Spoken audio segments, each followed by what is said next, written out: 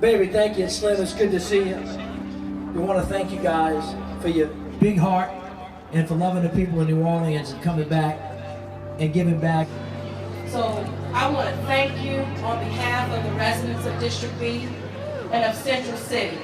It's because of your commitment and your unwavering support of this city and this community that gives us the hope to continue to win. It's good to know Thanksgiving that you all's heart's still here, that you never forgot where you came from. Thanks a lot. This is us now. 18 years giving back to my community, my neighborhood. People that helped me, watched me grow up, that raised me, knew my mama, knew my daddy, knew my family, saved us, tried to teach us and show us. But, you know, being young, we just did what we felt we wanted to do. Couldn't give, so we took. You know, uptown, everybody know each other. Everybody know what everybody about. And I love my neighborhood. I'll never leave it. But I'm gonna bring you back.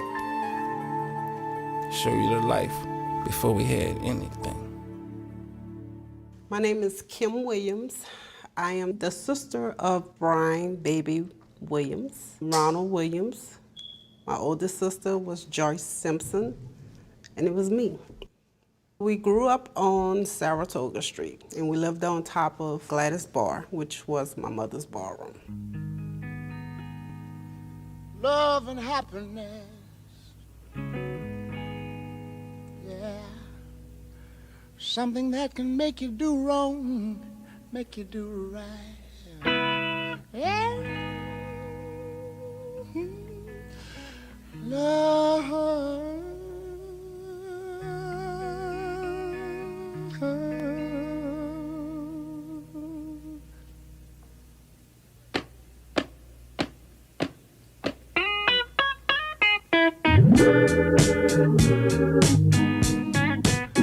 When we were children, we got along very well. We, you know, sister, brother, we played, did everything children would do. All the neighborhood kids knew each other. We always was around, we played, hung out, act crazy, you know, do little kid stuff. Pitch up tackle, that was one of our favorite ones we had, pitch up tackle.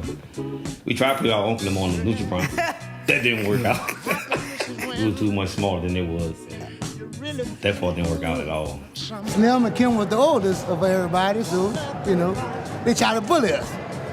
But you know how that goes. As children, you could see what they was taught at home. Share with your friends, share with your neighbor, you know, don't be selfish. Everybody knew everybody in the neighborhood. Everybody, you know, pretty much was family on Saratoga Street. Much as I can remember, my mom always was sick. She would be on oxygen and going back and forth to the hospital. After she come out the hospital, she had this tank where they had to put this oxygen thing for her to breathe. And I would go over there and clean up and wash and fix food for the children so she wouldn't have to try to do that. She didn't want to feel sick because she still had that strong feeling. You know, she was strong, but Gladys was strong. My mama name was Gladys. Her mama name was Gladys. Shared the same name. My oldest sister, she was named Gladys, but they call her Margaret. When I was a teenager, my mother was living in Hammond, and she was living in a town called Ponchatoula. And I stayed over there with her a long time. Her and I was very close also. I heard my grandmama was a wonderful woman, beautiful woman, but unfortunately, she died in a car wreck. But my mama moved uptown New Orleans on Saratoga Street, and that's where it started. She wasn't raised in that block, but she came by regular to see her aunt. Matter of fact, I don't really know Gladys' mother. She would be by her two aunties, which was staying in the same block I was. But her and I was real close. And if she wanted to talk about something, she would call me and come to me. That's how close her and I were, like if I was a mother figure in her life. And she was tall, dark, well-built. She was a good-looking young woman. Bertha and Earlene, they were This the regular young women's having a good time. She just used to tickle me with her walk. I just loved her walk. I'm 82 years old now. When I dress up and put my high heel shoes on and my clothes, I'd be trying to walk like Gladys. I would never forget that walk. I just heard so many different stories about my mama, how beautiful she was, how sweet of a woman she was, how everybody loved her. Then she met my daddy, Mr. Johnny. Johnny had been down there a while, you know, but I know Gladys wasn't his first wife. That I know. My pops was a military man. He went in at a real young age. Stayed in it for like 19 years. He married Dorothy Williams real young. She was 16. We was teenagers, you know, running. It was cheering. He's 4 years older than I am. He was tall, dark boy, joined the military and got in love. I married him in the service. He come home, married him.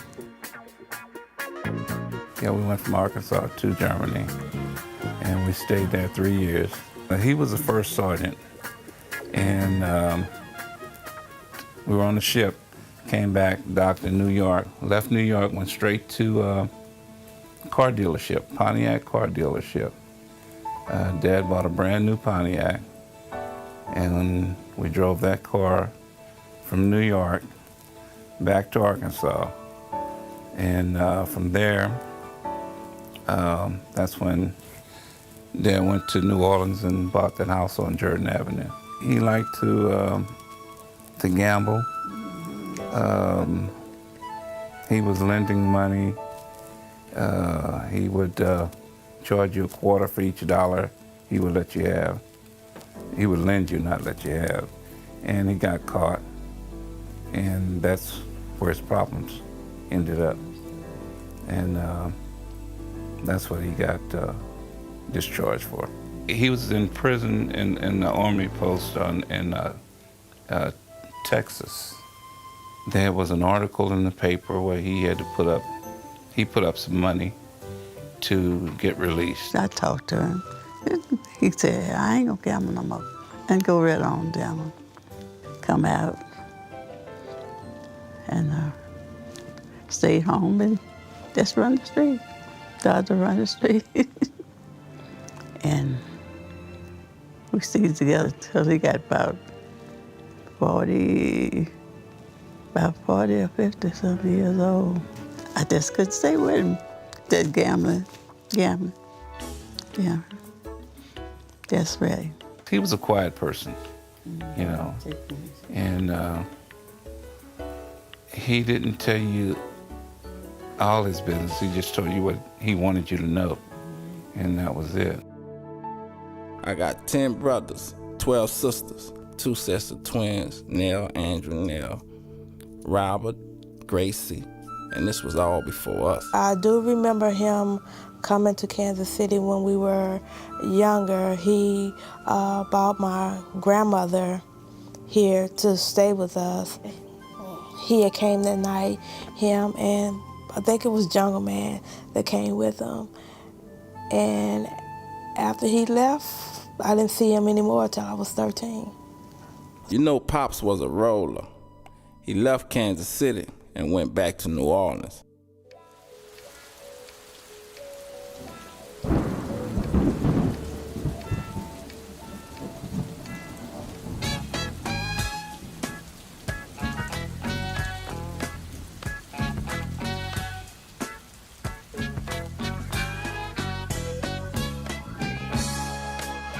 When my daddy met my mama, there wasn't no going back.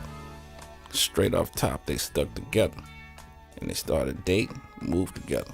To be honest with you, they didn't care for Gladys' husband, Johnny, at that time. They learned to, you know, they accept him, but at the beginning they didn't like, because it was an age different, you know. By her being a younger woman and him being an older man. She was real young, in her early 20s. She had met a nice man, And him and her was dating, that's all. I said, well, good for you, just like that, you know, because I was happy she had met a nice young man. It made me happy. And I never forget, she asked me, how you look, Auntie? I said, well, he handsome. And we laughed. My pops was a hustler, straight out the military. He was all about some money. When they came around here, baby wasn't born at the time. It was Kim, Ronald, Marie. Then I entered the world. And I found out he was born. I asked, what you got? She said, a boy, another boy. Everybody was happy. Everybody would say he was a darling, pretty little old baby. He wasn't named until he came out the hospital. For about maybe 2-3 weeks, we used to call him Baby Brooks. And everybody used to go to me, well, Miss Gladys, what his name? She said, Baby. About 2-3 weeks after that, she came up with a name, and she said his name Brian. But ain't nobody called him Brian because everybody knowed him as Baby. I was born as Brian Brooks. That's my mama's last name. My pops never signed a birth certificate. She told me she had named him Brian, and I thought that was a pretty name. I said, that's a pretty name. As a kid, I never seen my pops as much, because he always was working. He had different businesses, so he stayed on the go. Baby and them was staying at 1222 because they were working on a bar at the time. They were trying to get it organized so he could do his thing. When I say he, I mean Mr. Johnny. When he came on Saratoga Street, he came to get the business, and the reason the place name is Gladys because Johnny couldn't put it in his name. They used to stay open 24/7, and he was trying to do the best he can for his kids. You know how they used to lend money, and they would call it 2 bits on a dollar and 4 bits on money like that? That was one. He was always a hustler. Whether it was legal or illegal, he was always a hustler. He made a living for his family. He was a good dad, you know. He made sure we had everything we needed. My father, he took care of us, basically. He raised us. He was my dad. Our family wasn't rich. And we had to do what we had to do to get by. They didn't want as much like everybody else had, but I ain't say they was rich, but they had a little bit more, put it that way.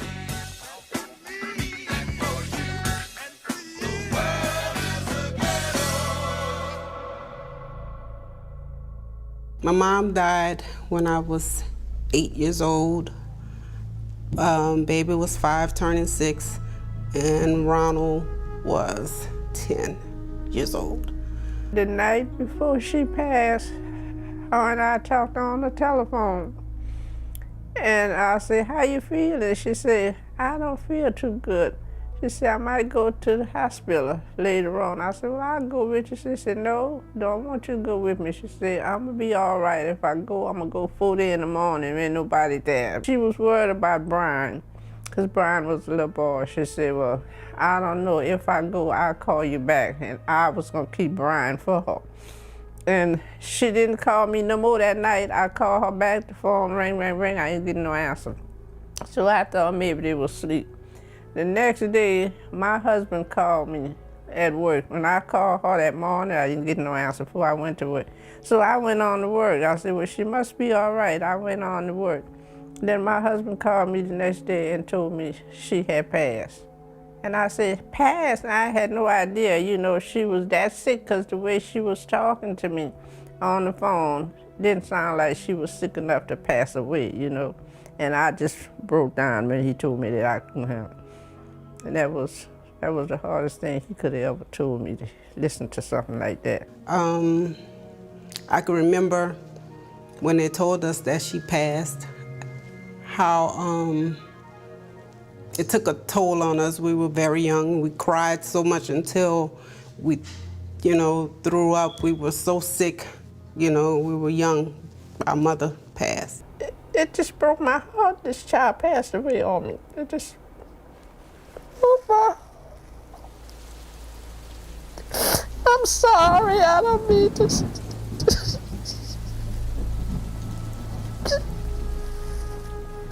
I was 5 years old when my mama passed. Just a dark day in life. Kind of hard for me, hard for us, to try to continue living life without my mama.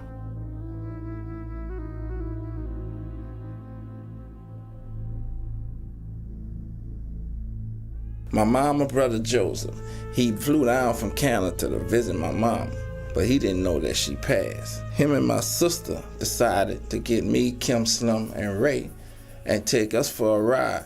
We drove from New Orleans to Canada. It was me, Slim, Baby, and my nephew, Kevin. Now, at that age, we didn't know where we was going. We know we were just riding. I mean, for days.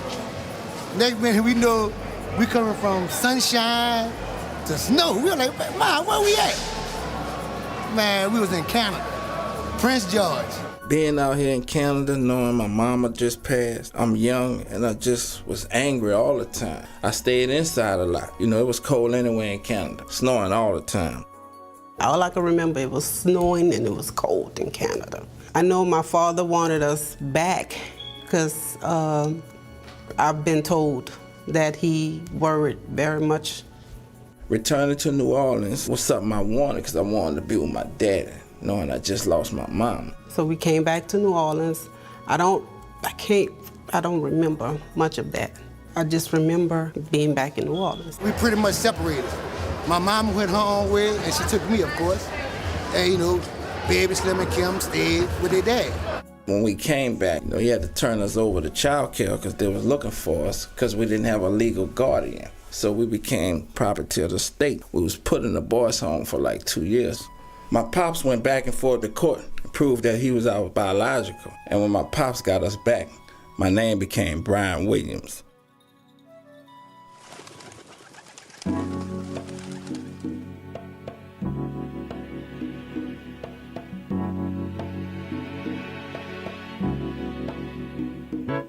Little ghetto boy, playing in the ghetto. Yeah, we back on the block. Yeah, back with Pops. This is where I always wanted to be with my Pops. And have to face responsibility. Now that my mom's passed, Pops had to move on, so we had to respect that. My name is Patricia Williams, and I met Johnny in 1974. Some friends and I used to go by his bar and eat seafood. He had a Wednesday seafood. I met him and we began talking. He had just gotten the kids back, where he had got the lawyer to do the procedure of the adoption and everything. Johnny worshiped his children.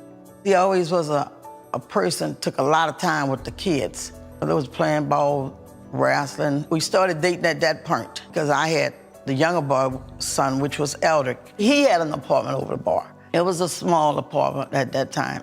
About 8 months later, we started living together. We grew up on the top of this building. 2-bedroom house, bathroom, kitchen. We used to play around here. I mean, it was just like a family thing around here. Me and Eldrick and Baby used to hang together, and my brother Frank and Ronald used to hang together. At nighttime, and when they in here, you'll hear the music when you sleep by us being upstairs. And they going in the ballroom at the age of, yeah, right. They wasn't supposed to be in the bar. The baby's 6 years old. He'd run through the bar and get $10 like it was $1 way back then. And then he'd go out, maybe be gone about a couple hours and come back, and Johnny would give him 5 or 10 more. Baby was real Bishop sport. Brian. Oh, Brian, that was his That boy. was his heart. Mm-hmm. Brian. How many Johnny's you say? Yeah. Brian. I said, you shouldn't do that, you're sprawling them. And Johnny would always say, I ain't worried about that. He said, cause my baby Brian one day gonna be a millionaire. My husband said this. He said this. And I'm not saying Baby said this. This is what his dad said about him. I think what Johnny was doing was basically teaching them the business role and the responsibility of taking on a business role. So they had jobs before we knew what it was to work. As a kid, I saw it all. Everything went down on the block. Hustling, tricking, prostitutes, drugs, everything. Joe Shorty was in the 1300 block, and all the little prostitutes used to come through the alley. Had pimps around there, had prostitutes. If you wanted to find like a hookup around here, this was around here the area where you look at. Going in and out. It was no shame. They was doing it like it was a 9-to-5 job. Central City, that's the worst place in the world. It's almost like a bottomless pit. And Joe Shorty was like right on the next block from Gladys was here and it sits on the next block. So we seen all of that by playing in the streets and all that. We seen all. In fact, we knew a lot of them. This ballroom used to stay open 24 hours a day. You had a lot of drugs dealing going on in the neighborhood. A lot of stuff went on. Murder, just game after game, that whatever they can do to you to get anything out of you, meaning money or any of your possessions, they will do around there. So that was a rough place to come up at. You wasn't gonna take nothing from my husband. You wasn't gonna take nothing from him. Knowing my pops stay strapped, but this particular day, he wasn't. We had just come from the wrestling match that night. And they had about 3 or 4 people in the bar. He was up in the ballroom, and all of them was having a good time, not paying attention to what really was going on at the time. And I had just brought the kids upstairs to make them take their bath to go to bed. And I heard the gunshot. And next thing you know, we heard like maybe 2 shots. And everybody broke out and ran. And I run downstairs. And Johnny was tussling with the guy. The gun had went off. Johnny was tussling with the guy. And Johnny got shot in the side. We ran around the block, and we come back. They said, oh, Mr. Johnny shot, Mr. Johnny shot. Somebody tried to rob him. He got shot up in here. The guy, they got away. But I heard later that one of the guys got killed the next week trying to do the same thing to somebody else on Verone Street. I don't know who tried to rob him. It wasn't the neighborhood. It was some stranger. Yeah, but nobody, no one would harm him. Like I say, he was generous. He was a kind-hearted person. The block was like a family. Everybody knew everybody. That's where it went down. So my pops sent us 2 blocks up by Miss Antoinette. We were number 5 guys in the block. Babe and Ronald, and me and my brother, and another guy called Man. We was the only guys in the block. So the boys liked to play together. We played football, baseball, everything in that block. But Mr. Johnny, he wanted us to make something out of our life. When he see we doing something wrong, he'll tell us, threaten us, if you keep doing the same thing, I'm gonna beat you and all this. So we try to stay on the right track because he was always watching us. Saratoga was,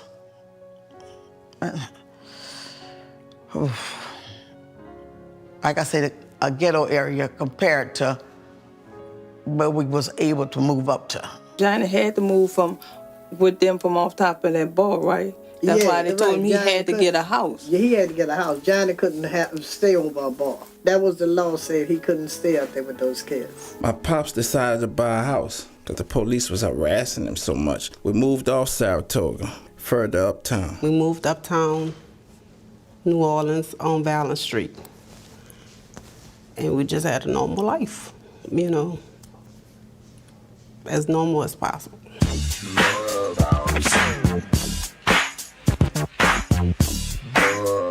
I had 3 kids, Johnny had 3 kids. And we never believed in step. I didn't treat baby as if he was a stepchild. I didn't look at him like that. I felt like he was mine. Kim, it was hard for her saying Mom. She always addressed me as my stepmother. I think she just had a hard time adjusting to losing her mom. They loved Saratoga, and once they met new friends on Valence Street, they loved them too. Still coming back and forth on Saratoga Street, but the bulk of the friends was up on the other end. It was nice over there. They had 4 bedrooms, so then you had Mr. Johnny and Pat, then they had Kim had her room. Then Eldrick, they all of them still in one room together. So we have bunk beds in there. We have 2 bunk beds where it'd be 4 of us, so them 2 on that side, the other 2 on this side here. Man, when you think it's just gonna be 4 of y'all in one room. Before you know it, man, it's like 6 or 7 of us in there. They was living way up amongst people like us, like low-class people, you know what I mean? So they was just beautiful in the house and everything. Baby and Kim fussed the most. Eldrick and Kim was the closest because he wouldn't mess with her as hard as Baby would mess with her. He would do little things to aggravate her. And Ronald and Kim was close to her. My grandfather and my grandmother raised me. They were so particular about me going around stepdads. But when they first met Mr. Johnny, there was nothing they could keep me from him. They grew up good together. They got along. Me and Baby stayed probably like 4 blocks from each other. He stayed on Valen Street. I stayed on Robert Street. That's like 3 blocks, 4 blocks apart from each other. It was a young crew, me, Baby, his brother Eldrick, Slim, Corey, Joe Casey, KC, Vamp, Pat Norwood. Man, it was like 20 or 30 of us young kids that was growing up in that 13-ward area. And we just like regular little dudes at first playing football and popping wheelies. Every day they played ball in the street. In the middle of the street, they played ball, skated, doing things like that. It was a residential neighborhood that we made out of project. Just they had no bricks. It was invisible bricks. Miss Pat, she raised me. My mom was like a mama to him. I'm in the Magnolia Projects, so that's like right up the street. My dad was in and out the jailhouse, ever since I was like 3 years old. My father owned a ballroom in a limousine service. So, like, me and Baby and them came up with some daddies who had clever entrepreneur mind. When I went to them, it was like I was escaping from the projects. Pat accepted me in as her own child, but at the same time, I had to follow the same rules if I wanted to lay here and stay at 2615 Valley. The house they moved in actually was the biggest house on the block. So when they moved in the house, like, what else moving in the house? So it actually was Baby. A friend of mine was like, but they real good in baseball, but go down there and talk to them. They good people. So I went down there, we got acquainted, and we just went from there. Christmas Day was like one of the days that we really got acquainted with each other because we were like on Mongoose BMX bikes and they roll out the driveway on mini bikes. Like just took off up the block. They was the only 2 had mini bikes around there. We were able to pop wheelers on a bicycle. They were like just zooming by us on mini bikes. So, it was just one of those things as kids, you're like, man, why we ain't getting none of those? And everybody and their mom wanted to ride their bikes. That's why everybody started hanging around there. We were like, God damn, these boys got mini bikes. We met through family because we consider ourselves as family. I stayed on Liberty Street, which is only 4 blocks away from where Baby house was at. We always say cuz, or fam, something like that, because we were born and raised to be like that, and we kept that vow. If you in the same block or in a, say like a 4-5 block radius, everybody try to be really family. Even though you're not kin, you still kin.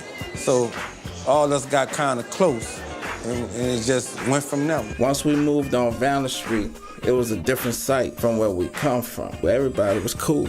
We go back and forth from Saratoga to Uptown. 1, 2, get down. We grew close, and I grew especially close to Baby because he was the youngest. And Eldrick and Baby was like 6 months apart. Eldrick, which was my mama's son, him and Baby was close. He gave Baby somebody after his mama died, at somebody to be with. They hung together, they did their dirt together. He was the clown. He clowned a lot. You get Eldrick, you gonna have some fun with Eldrick around. Funny, active, loud. He used to call himself LL Kudrick. He used to rap, I'm bad, all the time. And they were real close. Ladies love Al, He was a playboy, Eldrick was wilder than Baby.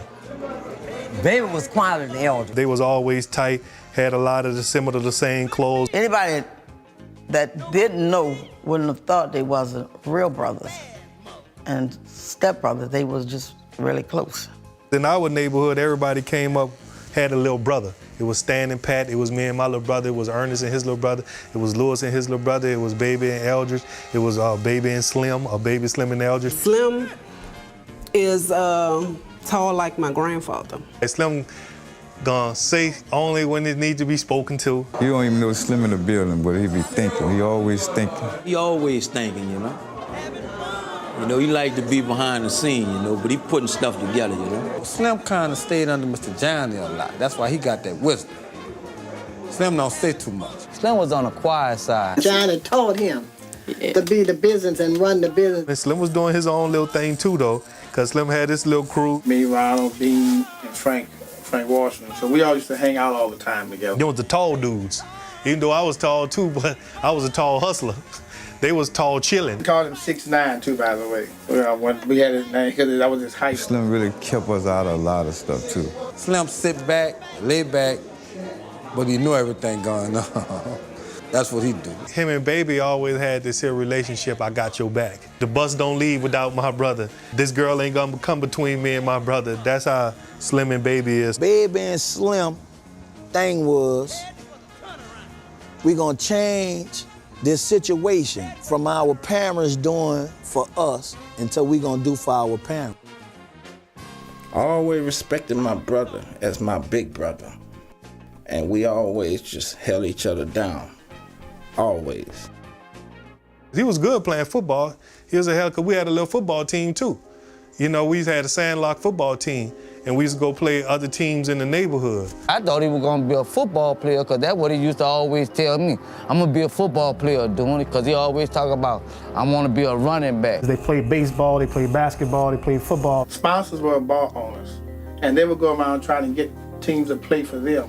Because Mr. Johnny, like my mom said, if he seen $1 could be made, he gonna follow that road. A lot of people don't know it, but he was a real good athlete. So his mom and dad actually sponsored the baseball team when we played in all baseball. Mr. Johnny used to follow us. We played for other bars, but he would have his truck out there selling food and everything, or chips and beers and stuff, and he would bet big money on us. So Mr. Johnny won a lot of money on our baseball abilities. They won like 3 championships back to back. Sports was my first love, and I thought that'd be my way of getting out the neighborhood. I can remember getting up, going 5 o'clock in the morning to go get seafood for the bar, all that kind of stuff. And he would be up. Stan, you coming? Yeah, I'm up. Let's go. We'd ride with his dad to go all the way down to Chalmette to go get hampers of crabs to boil for the bar. They would have seafood night at the little bar. Our duty was to sweep the ballroom first, mop the ballroom. The delivery truck would come, and I said the delivery truck, the beer truck, so they could generate the money that's going on in the family to lay here and support their children. My daddy always taught me to be a leader, follow no one, be your own man. And I watched him since a kid just be his own man, and I follow his footsteps. The basement was a place where some people who wasn't familiar with the house and wasn't familiar with the family, that's as far as they go. That was the place that everybody hung out, was in their basement. All kind of decisions were made in the basement. Some shit went on in that basement, bro. Sometimes you could be a kid making grown-up decisions to do some things.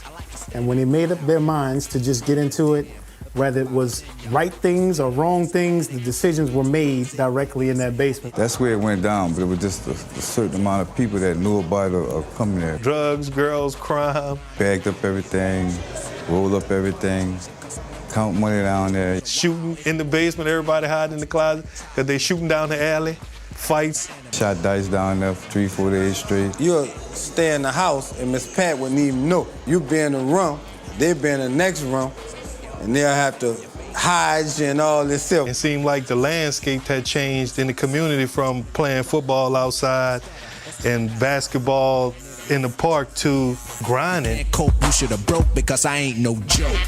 We was getting into fashion. Me and him and some of our friends would go on Canal Street to like Dillard's, Macy's, and steal polo shirts out of them. You go to Canal Street, I know you was broke when you left. I ain't have no money, you ain't have no money, but you could come back with all kind of shit. Like, where you getting all this stuff from? We'll go in these stores and just tackle a store. Just everything that we can take out of it, we'll take out of it. Decisions was made by all of us. Stunner had this sharp edge in life, you know. He had a better mindset. Mr. Johnny, my dad would always say sometimes all money is not good money, but he would say all money is green money. So his determination, it wasn't so much that they were not well off, it was just his determination to be independent and do for himself, regardless to what it took. he would make it happen. Once you become clean and going to school with all kind of polos and everything on, you know, the next thing come, how you gonna get you a car and some money? They had to go to school, had to.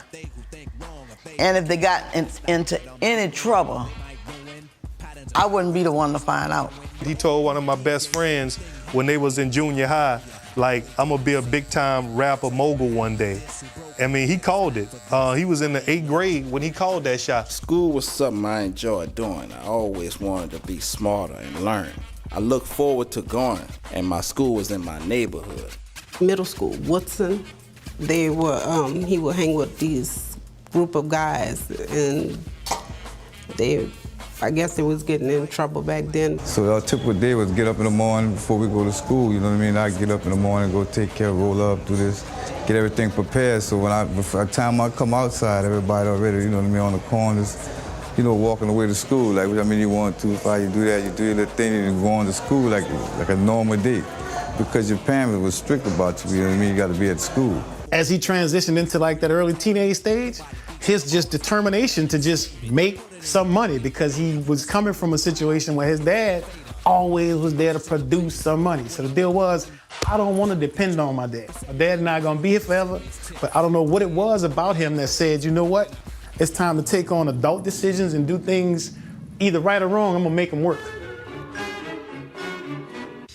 He went from, you know, wanting to do breakdancing and all this, and all of a sudden that shit just came to a halt. It's like, it's time to make some money.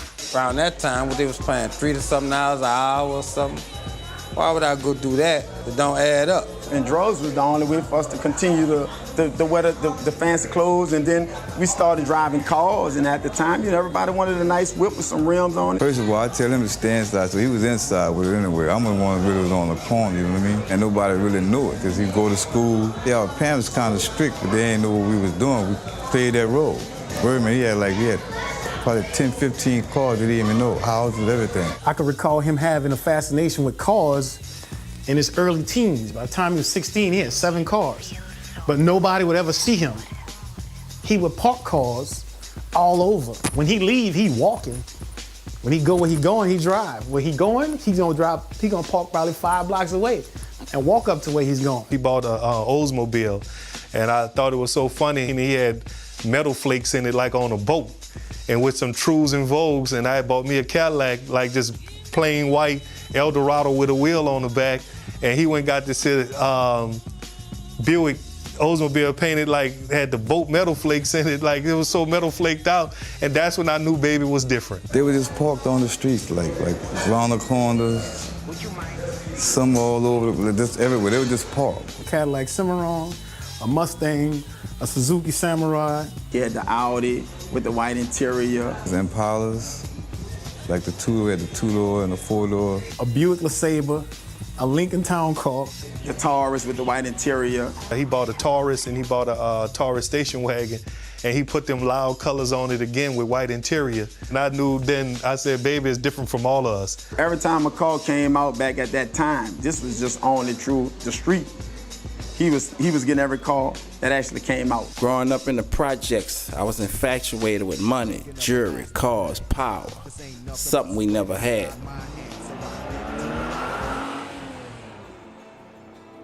A good student, did well in school. If he in the 10th grade, you in 11th, your book sack is done. Summertime, him, baby, they would do that kind of stuff to read over so they know everything they need to know. The next school year, do all their schoolwork in advance so that if they missing school for a reason, the work is covered. Everybody else got book sacks. This dude got a briefcase. He carried a briefcase like Johnny Cochran or one of them carried a briefcase to lay here and go represent his client. He was going to represent his future. He was going to represent himself, his family, me, other people, family and friends. High school was cool for me. I went to John Mack because I ain't gonna follow my partners. But my 12th grade year, I decided to go to school uptown, so I went to Fauché. You know, I was playing ball and we was balling at the same time. But when I got kicked off the team, streets was the life.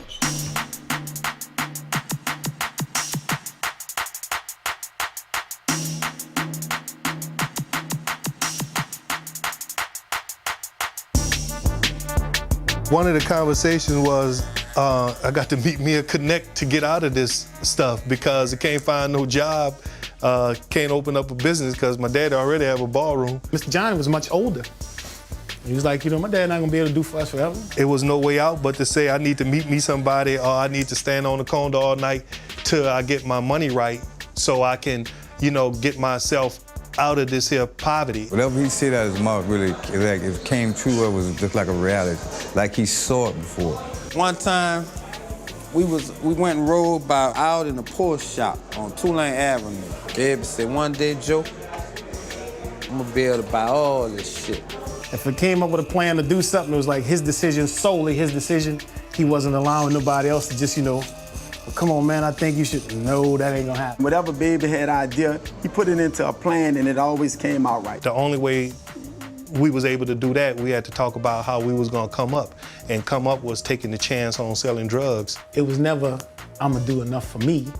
He would always make a decision that was gonna provide for more than just him. When we come outside, then we took care of business outside, not in the yard, not in front of the door. We go down in the corner, you know what I mean? But you had to be good at selling to be able to accumulate enough money to get the things that can get you away from that environment that, created that ideal that we could sell drugs. When we used to come uptown on that block, everybody was already in position. Like we used to I'd come up there, he used to probably give me about 10, 15 of them bundles at a time.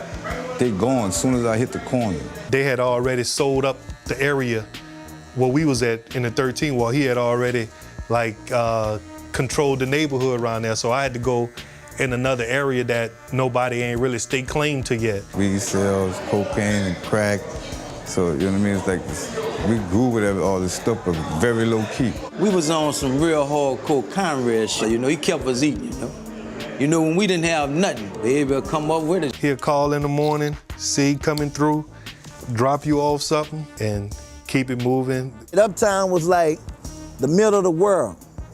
With the Third Ward, the Mac, the Melf, the Calio, 6 and B, the Rat Hole, Phillip and Clara, the 10th Ward, the 7th Ward, the 8th Ward. Everybody have their different wards, but everybody in certain wards ain't respected. Stunner could go anywhere. And when a man is respected as a man, he can go in all them other wards, be saluted, and have their hat laid here and tipped off to them. Everybody in their mom had something from him, some type of product. He had all them dudes around there. Not a motherfucker not around there didn't work for Baby. And that's real shit. We had other little guys that we dealt with, but not under Stunner. Like everybody, we used to have our own little crew. Like Joe had his little people that he go out and give his things to. I had my people. But a lot of them is dead, man. This city here, bro, it's hard in New Orleans, bro. Because New Orleans is born killers out here, man. It's really the reality of it. Baby the type of dude to be running all day. Next time you hear from Baby, it might be 1 o'clock that night, and he gonna ask you, do you wanna go to the club? Then if he ain't go to the club, he's gonna tell you to come by his house, y'all will play some kind of game or something. You gonna smoke some weed, you gonna drink some drinks, and that's it. They're gonna start all over in the morning, the same cycle. A hustler's anthem is, it never stopped till my body dropped. He was dealing with people on another level that I was. I was getting to see that he had to broke down, but he was on another level, doing it way higher and bigger than me. What I was doing was looking good for me, but what he was doing was already cash in, cash out. Baby was the first dude I ever seen on Earth wear 2 watches. I ain't never seen nobody in my life. When we was come up, when he had 2 Rolexes on, I thought this dude had went crazy. He had a house, like around the corner from our house, and nobody knew it was his house. It's called, in New Orleans, we have doubles, and 2-sided apartments. And you'll put bars all on the back door, front door, and all on the windows, and you'll just sell rocks out the door. You'll cut a little square hole in the door where they be able to hand you their money and go back and forth. Baby had one of them houses, and I seen him work about a year or 2, and after that, I seen him come up. He was real respectful, cut the grass. He would tell the people next door to get the grass cut. He would always say his uncle lived there and he was watching the house for his uncle. Because niggas ain't know we was playing with that kind of money at this type of age, you know what I mean? Like serious money, like serious money. A guy went broke into a car and people followed him to that house, and that was the house he went to, and he was going to that house to buy weed and buy drugs. The police actually came, they kicked the door in. 6 in the morning, police at my door. Fresh Adidas squeak across the bathroom floor. Every day was a work day for Mr. Johnny. You know, he had so many things going on at the time. I mean, you got a grocery store, you have a ballroom, you have the food truck, he had rental property. He was a numbers man, he played the horse races, he was involved in all that stuff. So rarely did he actually have time to sit down and say, boy, what y'all doing down there? We didn't approve of any of that. And when we found out about it, you know, we was shocked and hurt, you know, talking to them and all. They got in trouble and they went to jail. I'm a mother. Mothers are different from fathers. So I wanted to get them out of jail. Johnny said no. No. They do wrong, we taught them different. They're gonna stay in jail, we're not getting them out. I said, Johnny, I think I let him stay in there like about 2 days. The next morning I told Johnny, I said, look, I'm getting them children out of jail. He didn't agree with me. And it was very few things that Johnny and I didn't agree. It was their first time getting in trouble. And they got out.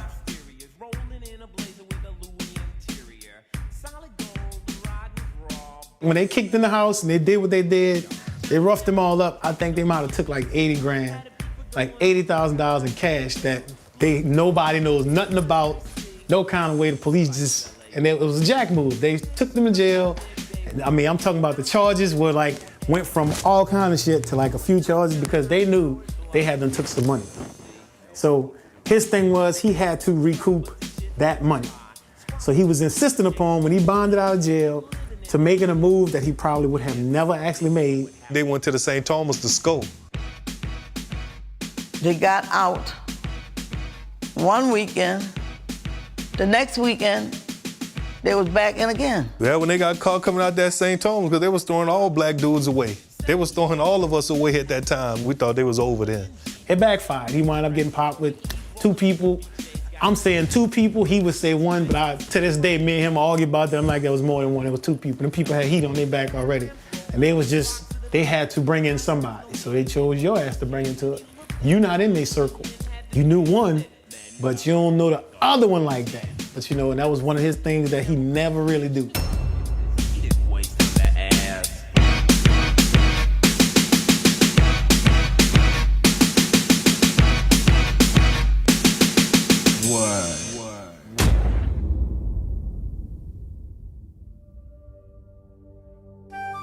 Being in jail made me realize this ain't where I want to be.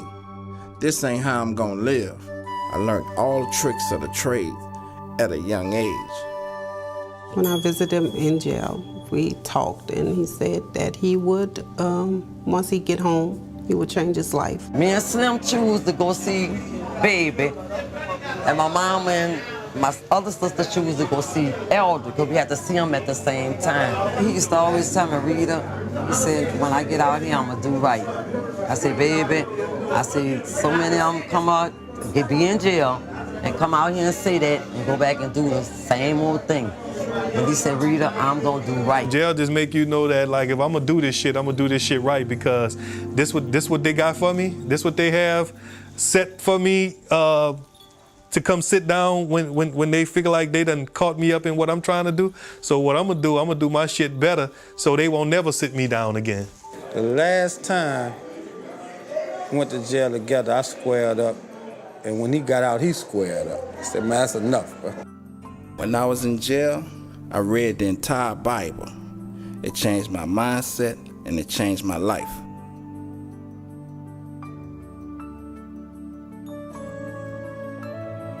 When you coming from the streets, selling drugs, killing, back and forth to jail, putting 18 to 20 years out there on the slab, you got to know somebody, mama, grandmother, auntie, is praying for you. You done gave up everything that you had, your worldly possessions that God created you. You gave it up to work for the devil because you know what you putting out here is not something that is going to produce itself.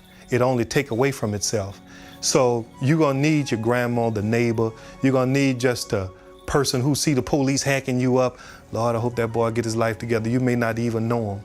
People with silent prayer are going in the prayer closet for you, going to church and telling the preacher that I have a boy, could you keep him in the church, keep him in their prayer? Because that's the only thing that can get you to where we are now. Baby real religious, him and Slim, man. Real religious. They know this by the grace of God. Anytime things went opposite of what he said, shit just never worked out right. They tried to rob him downtown. Somebody kicked in and started shooting through the door. They could have killed him then, him and Joe Casey, when they robbed him downtown around John Mack. He got out of that with the blessing of God. We would pray and cover them in prayer and just ask God to keep them. I guess it just makes your faith grow to know that the grace of God is that powerful to keep you in the midst of all this negativity. And they have many friends that they've helped to bury today, and yet they're still alive. So it just shows you the testament of their spirituality. Coming from where they came from, you know, and then the background they had with the mamas, their daddies, my mama, my dad, and my grandmother, his grandmother, you know, they always believed in prayer. And like they say, you know, you had people around you that was praying when you wasn't even praying for yourself. You may pray, like, God, get me out this, and I'm not gonna go back, right? It might not happen when you want it to, so I'm gonna test you. I'm not gonna give it to you right off back. I ain't gonna give it to you right off bat. I'm gonna see if you're gonna go back. And if you don't go back, I'm gonna bless you. And that's what he did, he got blessed.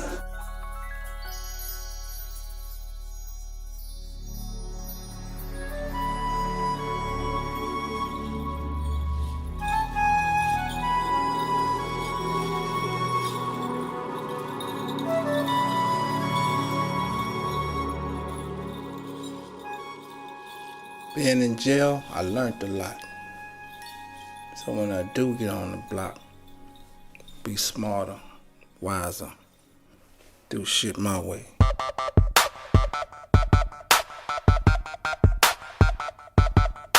He came out with a whole different mind state. When I say a whole different mind state, he came out with a whole different mind state, which means he was on this positive kick. He was like, you know, coming home, continue, come home, and still did the same thing though. But this time, certain people he had to leave behind. Reaching and attaining a certain level streetwise, a lot of people wanted to deal with him. But because of his way that he dealt with things and he chose not to, he could choose not to deal with you because he feel like you talk too much. He could choose not to deal with this one because he want to be on Front Street all the time. He could choose not to deal with this one because he knows that one. He ain't right, so he would just exclude a whole bunch of people in the neighborhood. He would only deal with like one person out of the neighborhood. Fast money brings a lot of trouble, brings on heartaches, but you know, as you get older, you realize, man, I could put my energy in something else that'll make legit money, and I don't even have to do this. Now I say to myself, man, this cat been in jail. I come out with this mind state, this idea to do this here. So if you say to yourself, if he can put together a group of guys to go out there and make such X amount of dollars for him, he can use his mind to do something else. And that's what he did. Well, the first day I seen Baby coming home, I was coming up Robert Street almost to Ferret. He was coming up the street drinking some 8-ball or Old English or something. I know he had a quart in his hand. And he had that baggy jogging suit jacket on, and he told me he about to bust it open. Busting it open when you gonna get all your drugs, you gonna make the block hot, the police can come, the robber man can come, but at the end of the day, you gonna win.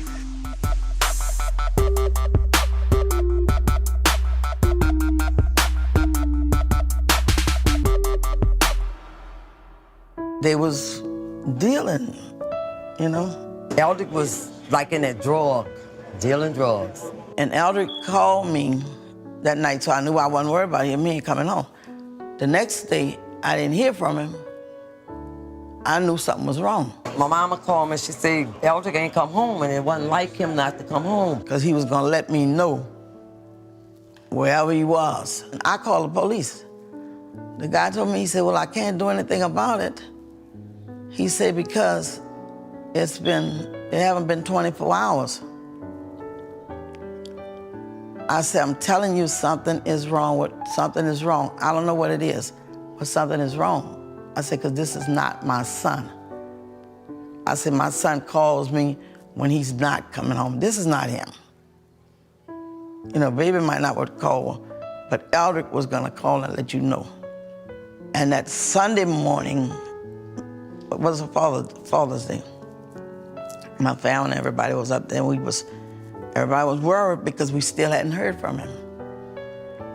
I called a detective back again. I say, something is wrong. He said, well, we didn't check the jails. He's not in the jails. He's not in the hospitals. He said, maybe he just went off somewhere. I said, no, this is not him. He don't do that. Something is wrong with him. Well, they said they had a John Doe, but he has a tattoo on him and he has a goal. I said, well, my son do have a tattoo on him and he does have a goal. And then he said, well, I'm gonna say one thing. He said, I hate telling parents that. He said, but check them all. That's when it really kind of hit me. So I said, okay.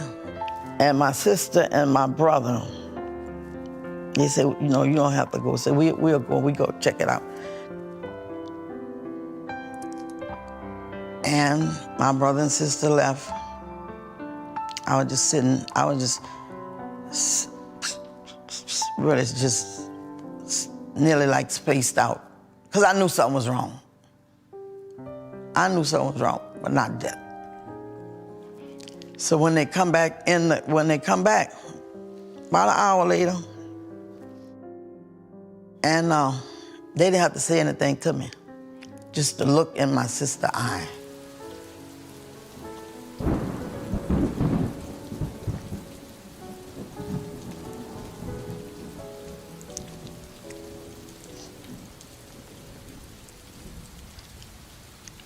I knew it. Just looking at it, I knew it.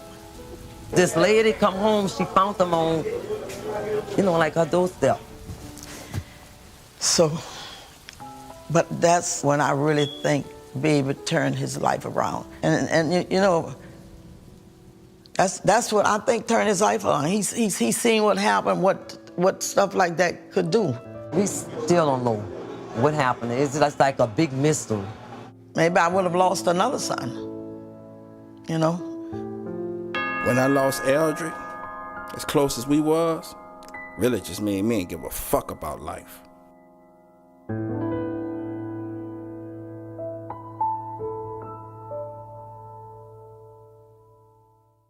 They had that bind but nobody could take. And when we lost Eldrick, it was like devastating him. Right after Eldrick got killed, it was like, you know, he started to really transition that stuff, right, you know, for the most part, right? Because you can't get no closer than that. Devastation, sadness, you know, bitterness.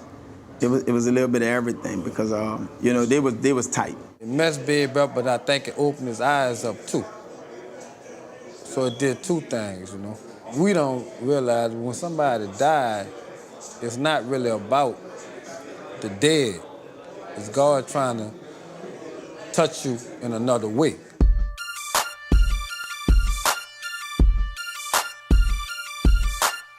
I can remember the first house he purchased on Hammond Street out in New Orleans East. I think they wanted like $75,000 for it.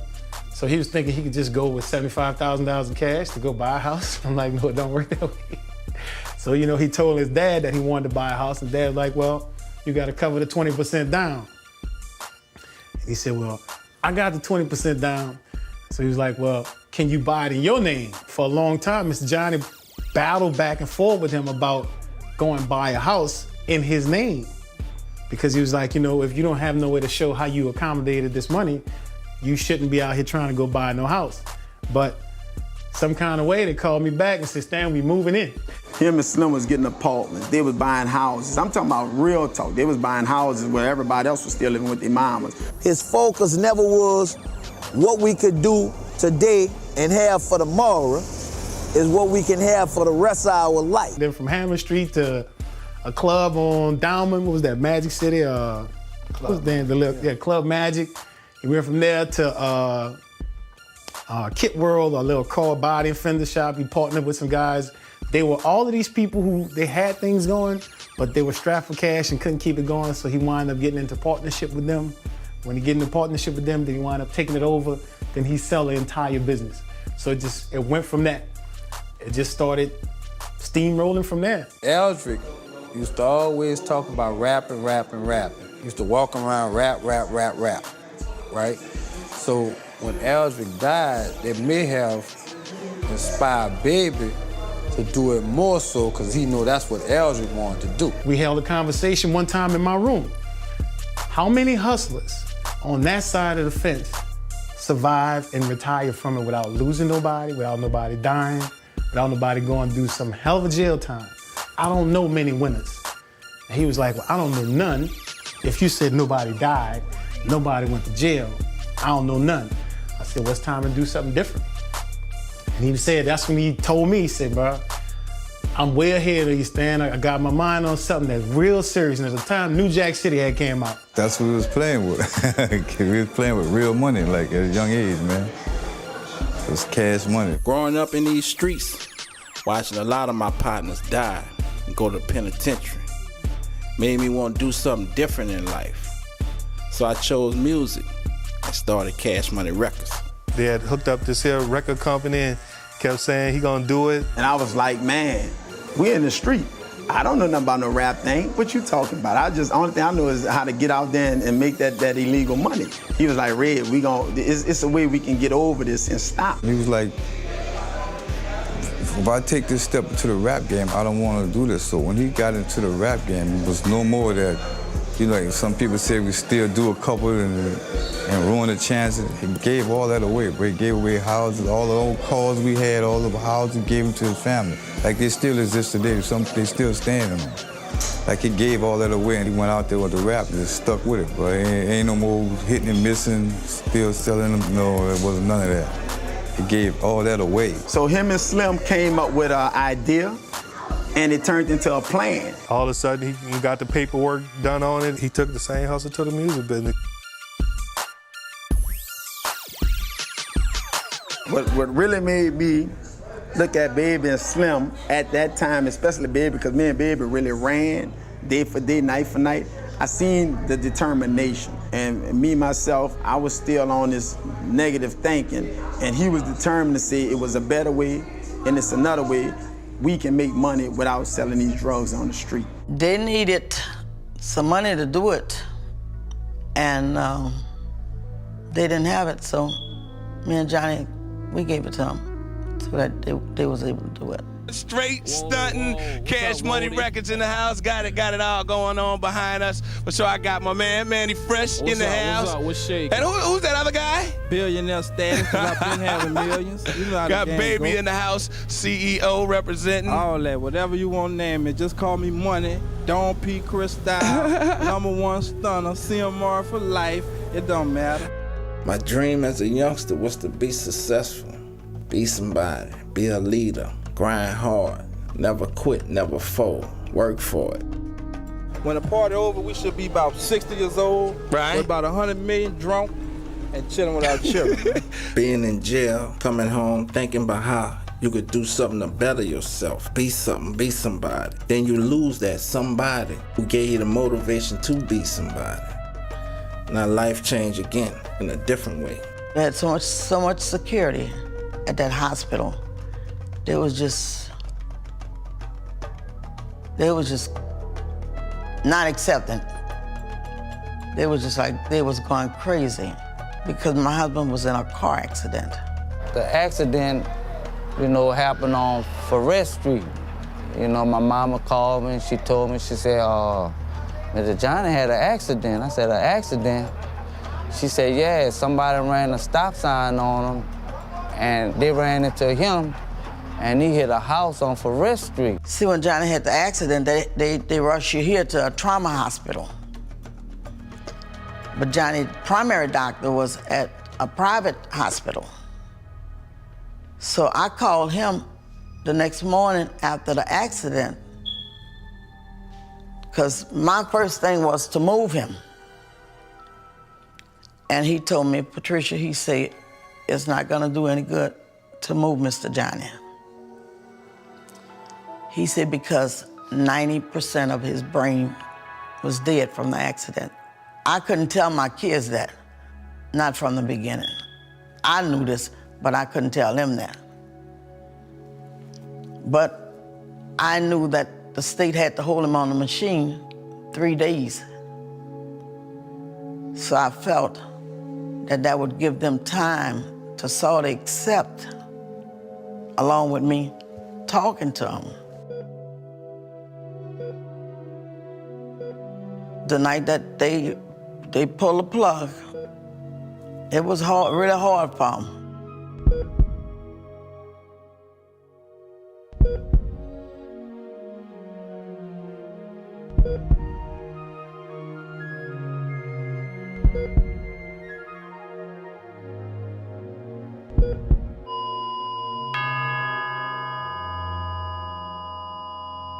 Some of them didn't get along at first, but they got back together. You know, it was like Ronald and Brian, they was able to deal with it.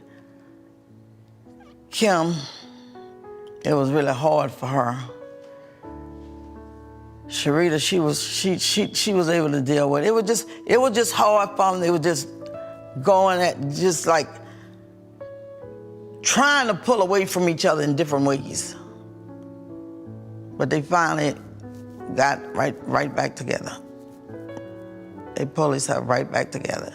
It put a big dent in the people, you know, that he was really close to. But he gave Ronald, Kim, and Baby, he gave me and Eldrick. Tamara wasn't even in the picture then. Only 2 people Baby wanted to listen to, Johnny and Slim. Slim was like Baby next daddy beside Mr. Johnny.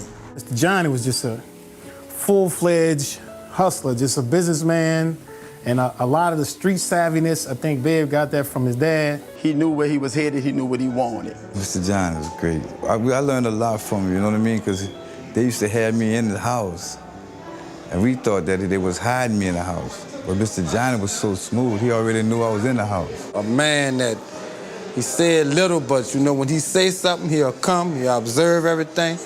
He know what's going on. Walk real light. He walk light. Sometimes we would be up in there backing up, and he would be right on our back. And the door open, be like, man, who? And Mr. John would be walking. But we would play it up, cover it up, and, you know what I mean? We already had the plan to cover it up if anything, somebody walking the door, because the door was like right behind us. Everybody hear that car coming down the alley, and now we're already in the basement. And it's like a little hallway, then you get to the basement part. Boy, everybody will run and hide in one closet because he didn't want to just see 30 dudes down there in his basement. I mean, even though he used to come there and hoop and holler, tell me about I shouldn't be there, he ain't never really put me out of there, but I still stayed there like all my life. Mr. Johnny was a good man to us, huh? You know, he took care of all of us, huh? He was just one of them parents who just figured, you know, I'd rather him be here not getting in trouble than to be on the streets, but he didn't know we was the trouble. Mr. John always tried to let you know to be legit and make the money that way where you don't have no trouble. Like Stunner would say, I seen it from a bird's eye view. His daddy seen it in him. But as a daddy, you're supposed to see a bright, successful future in your child. We just signed for a big fat 30 milli, or however you want to call it, 60, 80, but we just joined our company with Universal, so everybody can watch out, because we about to make it happen.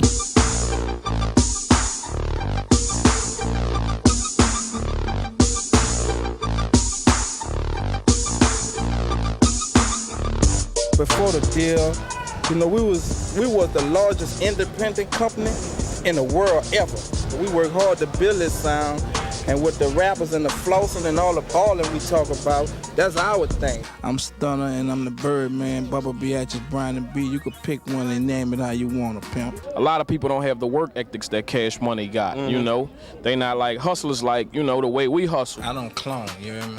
I am number one. You feel me? Right, Kim? right. Ain't no clones around here. It's one JR and one Birdman. We neighborhood superstars, Daddy.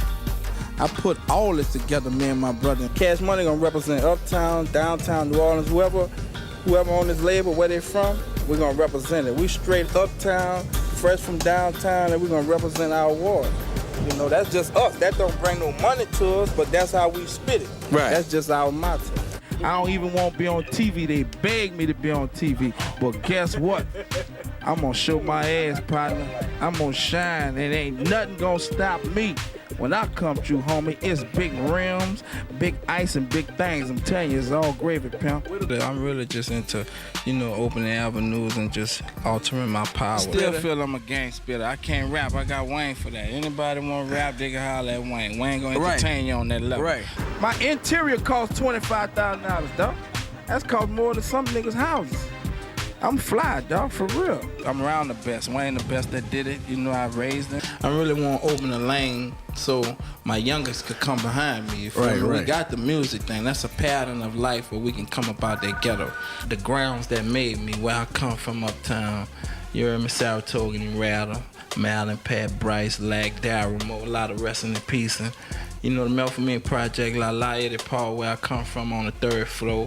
Over there with them, rest in peace to a lot of soldiers we left in there. And big ups to the Calio Project, the Magnolia Project, where I come in, where I put my bones down, where I made my bones at, with my brother Shaheed, who really, 2nd floor, gave me all the game I ever needed to survive in this world. And I definitely got to go up further, uptown, Valley Street, Coochie Miley, rest in peace to my little brother, the Northwoods on the corner world.